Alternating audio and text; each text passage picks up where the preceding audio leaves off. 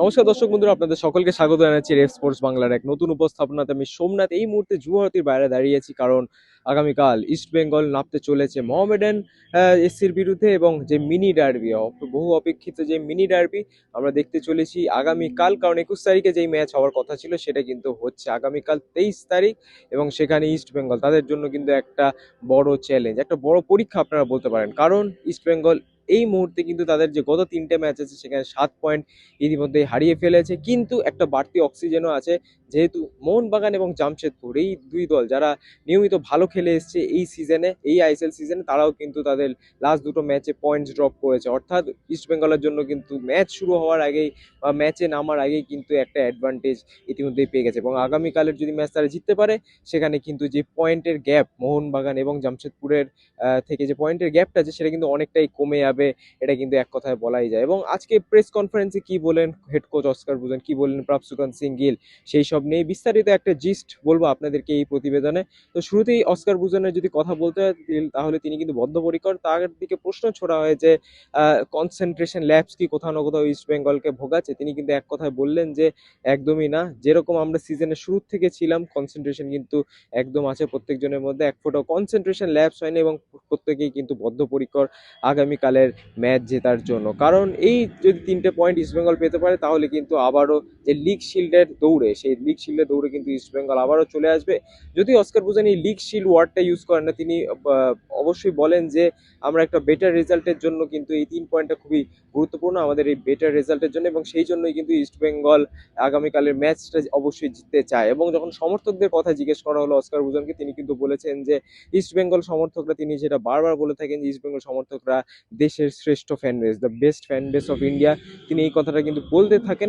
এবং বলেছেন যে যখন এত বড় একটা ফ্যান বেসের এক্সপেকটেশন মিট হয় না, যে তারা টপে থাকবে, বেস থাকবে, শিল্ড জিতবে, সেই এক্সপেকটেশনটা যখন মিট হয় না তখন কিন্তু তাদের কোথাও না কোথাও খারাপ লাগে, দুঃখ হয়, রাগ হয়, এবং সেটা কিন্তু জাস্টিফাইড। সমর্থকরা কিন্তু সমর্থকদের দিক থেকে একদমই ঠিক, কিন্তু আমাদেরকে তাদের কাছে প্রমাণ করতে হবে যে না, আমরা কিন্তু সেই জায়গায় পৌঁছাতে পারি, সেই জায়গায় কিন্তু আমরা, আমাদের টিমটা এবার আছে, এবং আমরা কিন্তু সমর্থকদের মুখে হাসি ফোটানোর জন্য আমরা পারফরমেন্সটা দেব। শুধু তাদের কাছে একটাই অনুরোধ কোচ অস্কার বুজেনে, তারা যেন বিশ্বাস না হারায় তাদের দলের থেকে। কারণ পুরো দল কিন্তু পুরো দমে প্রস্তুতি নিচ্ছে, এবং তারা কিন্তু একটা ভালো রেজাল্টের জন্য ফাইট দেবে, এটা কিন্তু অস্কার বুজন অ্যাসিওর করে গেলেন। এবং পাশাপাশি যখন মোহামেডান ম্যাচ নিয়ে তাকে জিজ্ঞেস করা হয় তখন তিনি বললেন যে মোহামেডান ম্যাচে কিন্তু, মানে মোহামেডান টিমে কিন্তু কোনো যেহেতু বিদেশি নেই, সেখান থেকে কিন্তু অবশ্যই একটুখানি হলেও ইজি হবে ইস্ট বেঙ্গলের জন্য। বাট তারা যে লোকাল ট্যালেন্ট বা তাদের যে ভারতীয় প্লেয়ারদেরকে নিয়ে যেরকম ফাইট দিচ্ছে প্রত্যেকটা টিমকে মোহামেডান, সেটা কিন্তু তিনি অবশ্যই অ্যাপ্রিসিয়েট করলেন। এবং কালকে যদি ইস্ট বেঙ্গল ওভার কনফিডেন্ট হয়ে মাঠে নামে তাহলে কিন্তু ইস্ট বেঙ্গল সেখানেই ম্যাচে আটকে যেতে পারে, এটা কিন্তু অস্কার বুজেন বললেন। অর্থাৎ যে আগামীকালের ম্যাচ আছে সেখানে কিন্তু মোহামেডানকে একেবারেই হালকাভাবে নিতে প্রস্তুত নয় ইস্ট বেঙ্গল। এবং তিনি অস্কার বুজেন তিনি তার কিছু প্রিয় প্লেয়ারেরও কথা বললেন মোহামেডান থেকে, অমরজিৎ সিং কিয়াম, মহিতোষ, রাম সাঙ্গা, যে জানেন আপনারা, রেম সাঙ্গা রাদার, লাল রেম সাঙ্গা রাইট উইংয়ে খেলেন তিনি, এবং ইসরাফিল দেওয়ান, এই চারজনের কিন্তু নাম বললেন কোচ অস্কার বুজন। এবং তাদেরকে কিন্তু তিনি খুব পছন্দ করেন, এবং তাদের খেলাও কিন্তু খুব ভালো লাগে, সেটা কিন্তু আলাদা করে তিনি প্রেস কনফারেন্সে অবশ্যই বললেন। এবং পাশাপাশি প্রাপসুকান সিং গিলকেও যখন জিজ্ঞেস করা হয় এই ইস্ট বেঙ্গলের এই বছরের পারফরমেন্স নিয়ে, কারণ অবশ্যই তিনি 3 কাঠির নিচে থাকেন এবং পুরো খেলাটা এক কথায় দেখতে পারেন, কোথায় কি খামতি রয়েছে ইস্ট বেঙ্গলে সেটা যখন তাকে জিজ্ঞেস করে তিনি কিন্তু বললেন যে এই বছর আমরা বেস্ট ফুটবলটা খেলছি প্রত্যেকটা টিমের থেকে। এটা অবশ্যই প্রাপসুকান সিং গিল বললেন যে সব থেকে বেশি গোল এবং সব থেকে কম গোল কনসিড আমরা করেছি, সব থেকে বেশি গোল আমরা দিয়েছি। এবং তার মতে কিন্তু ইস্ট বেঙ্গল বেস্ট ফুটবলটা খেলছে। অবশ্যই কিছু মিস্টেক্সের জন্য হয়তো সেই রেজাল্টটা ইস্ট বেঙ্গল পাচ্ছে না, বাট তিনিও কিন্তু এক কথাই বললেন যে সমর্থকদেরকে বিশ্বাস রাখতে হবে, আমরা কিন্তু জয়ের সরণিতে আবারও ফিরবো, এবং প্রত্যেকটা প্লেয়ার কিন্তু বদ্ধপরিকর সেই জয়ের সরণিতে ফেরার জন্য। এবং তার বডি ল্যাঙ্গুয়েজ বা তার কথা কিন্তু এক কথায় বোঝা গেল যে ড্রেসিং রুমের যে পরিবেশটা আছে সেটা কিন্তু খুবই ভালো, প্লেয়াররা কিন্তু কনফিডেন্ট আছেন, এবং প্লেয়াররা যে ভালো কিছু করতে পারেন সেইটাতে কিন্তু তিনি পুরো আত্মবিশ্বাসী। এবং দেখা যাক ইস্ট বেঙ্গল আগামীকালের ম্যাচে কি করে। একটা শর্ট প্রেস কনফারেন্স ছিল, বেশি প্রশ্ন উত্তর হয়নি আজকে প্রেস কনফারেন্সে ঠিকই, বাট অবশ্যই খেলাটা মাঠে হবে। হবে এবং ইস্টবেঙ্গল কিন্তু দেখাতে হবে যদি তারা এই আইএসএল শিল্ড জিততে চায়। ইস্টবেঙ্গল কিন্তু দেখাতে হবে যে মাঠেও তারা জবাবটা দিতে পারে এবং সেখান থেকে ইস্টবেঙ্গল কিরকম খেলে, তারা কি আইএসএল এই লিগ জয়, লিগ শিল্ডের যে রেসটা, এই রেসে কি তারা ফিরে আসতে পারবে, সেটা অবশ্যই, সেই প্রশ্নের উত্তর অবশ্যই কালকে জানা যাবে। আগামীকাল সন্ধ্যে 7:30 থেকে ম্যাচ আছে গুয়াহাটিতে, East Bengal versus Mohammedan mini derby, এবং সেখানে কি হতে পারে সেটা তো অবশ্যই আবারও বললাম সময় বলবে। কিন্তু আর কিছুক্ষণ পর প্র্যাকটিস শুরু হবে ইস্টবেঙ্গলে এবং সেখানে কি কি হলো যাবতীয় প্রতিবেদন আপনারা পেয়ে যাবেন রেড স্পোর্টস বাংলা পর্দায়, তাই অবশ্যই চোখ রাখতে ভুলবেন না। আপনারা একটুখানি শুনে নিন কি বললেন কোচ অস্কার ব্রুজেন, কি বললেন প্রাপ্সিকন সিং গিল রেড স্পোর্টস বাংলার পর্দায়, অবশ্যই শুনতে থাকবেন এবং আপনাদের সাথে দেখা হবে আবার পরবর্তী ভিডিওতে। ততদিনে ভালো থাকবেন, সুস্থ থাকবেন এবং নমস্কার।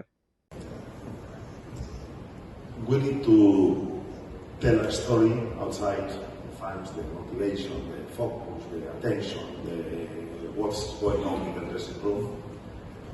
Nothing like that. The things are the same as the beginning of the season. Stability, progress, growth. We want to dream to complete the best season of East Bengal in the ISL. All of you were telling that without the title there is no talk. I want to release pressure from everybody. We are on the right track. If we only focus in title, it seems that every performance that we don't win the 3 points is going to be a fail. And that is only the outside noise that is always here in East Bengal, but that is what every big club has.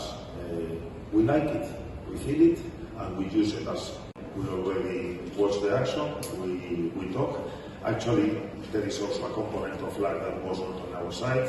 As you know, Miguel is a player that made the song in that kind of actions, and in the moment of the last corner of the game, he got a cramp and he was out of the pitch. So there was a disadjustment there that we need to find a solution during the game to solve it. You are mentioning that we have drawn points in the last 3 games, but in the last 13 games of East Bengal, from August, Diamond Harbour game here, we have only lost 1 game. So we are connected to the reality, to the positivities.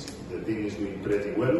It's true that probably we have reduced a little bit that competitive level that we have in the starting moments of the season, but it's true also that we are going on the right track, that we believe in the team, and the big things are ahead for us. What is the injury status of your team? Ramsanga and Kevin. Shobna, I think that's the next question, then the conclusion for the game. Hi coach, good afternoon. This is Shomnak on behalf of Red Sports. Coach, in the last ISL season, East Bengal opened their ISL points tally against Mohammedan. So, do you see this fixture as a potential turning point for East Bengal's push to the top this season? Yeah, it's something I have very, very fresh. That game with Mohammedan last year where we finished with 9 points and probably gave us that component of resilience that we want to instigate in our players, persistence, belief.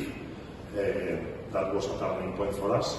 And tomorrow we want to repeat a good performance, but keeping the points here at home. Remember that last year in the game number 6 we were having 1 point, and this season we have the opportunity to double to 11 points.